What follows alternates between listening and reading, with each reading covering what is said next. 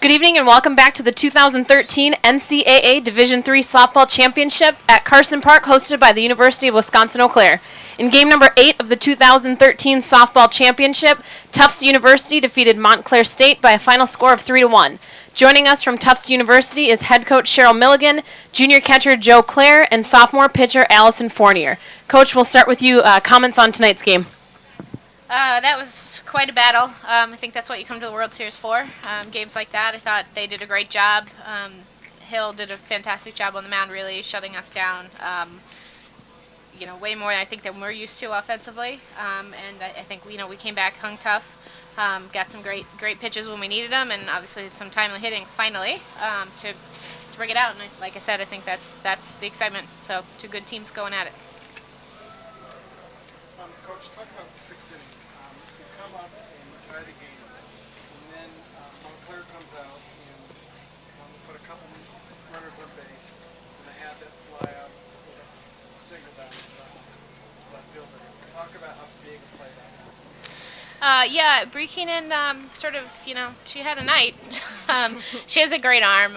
We talked about her a little bit yesterday, just being able to really, she came to us as an infielder. We transitioned her to the outfield this year. She kind of got stuck out there without much of a chance to get back in the infield, mainly because of the injuries we've had and because of how well she's done out there. And, a big part of that is she's had to come up with, I don't even know how many outfield assists this year, but certainly there haven't been too many people scoring from second on her this year. She's got a fantastic arm and really nice accuracy out there, and obviously topping that off with the hit to win the game was kind of a big night for her. So,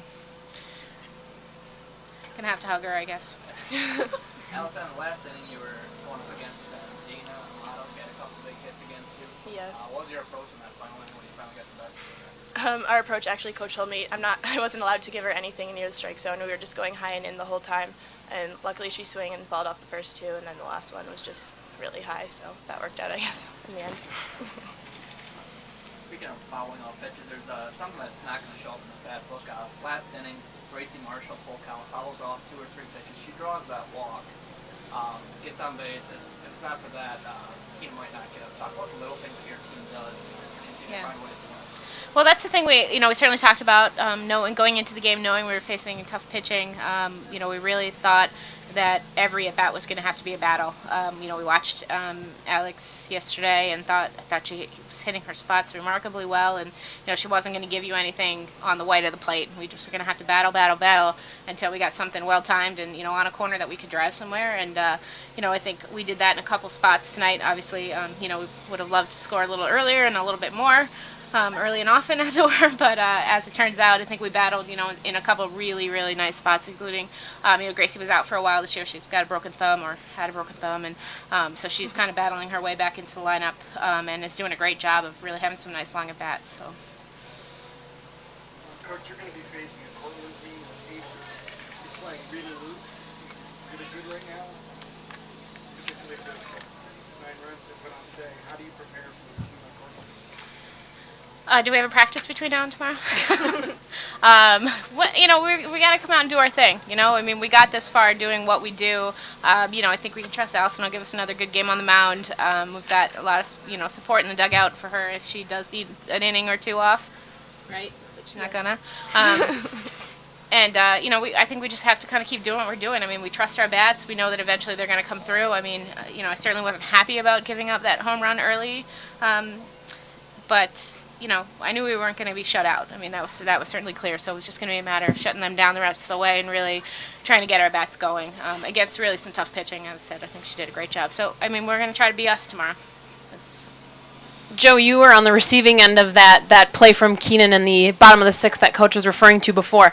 Obviously not a gimme sort of play. Put us in your mind in that moment as you see that Montclair runner coming and rounding third and you see that throw coming in from Keenan. What goes through your mind in that sort of situation with the game tied? Well, I saw the base hit go through the left side, and I knew Keenan has a great arm. Bree's come through multiple times with us, so I set up inside the plate. I didn't want to get called for catcher's interference. It happens all the time. And I saw the girl take a huge turn around third base, and I was like, oh my God, we have a shot. So I saw the ball bounce, made sure I held on to it. She came into me hard, but I didn't want to drop that ball. So, and we luckily got her out. Coach, your hitters had an opportunity to see Hill 3, 4, sometimes 5 times. When the game got later into the innings later on, 8th, 9th inning, what adjustments did you talk to your kids at the plate after being able to see her so many times that finally gave you some success in the top of the 9th with pushing across 2 runs? Yeah, I think we were really struggling with the outside corner early. Sometimes you just kind of want to jump behind the plate and see where that pitch really is. I thought we looked at a few outside strike threes called, which didn't make us very happy. But I think we adjusted a little bit to her strike zone for sure.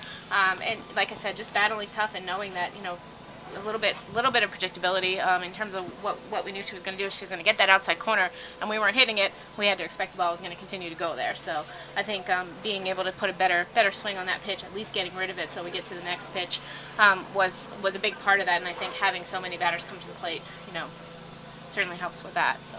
Allison, a grinded out sort of performance for you, scattering 3 hits with that solo home run being the only blemish on your stat sheet. How do you go into tomorrow and duplicate that performance, of course, minus the home run?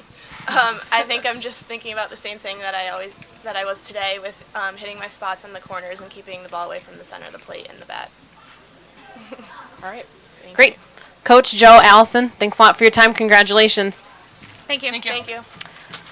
With the win tonight, Tufts University moves on to face Cortland in game number 11 of the 2013 NCAA Softball Championship, scheduled to begin Sunday at 5 p.m.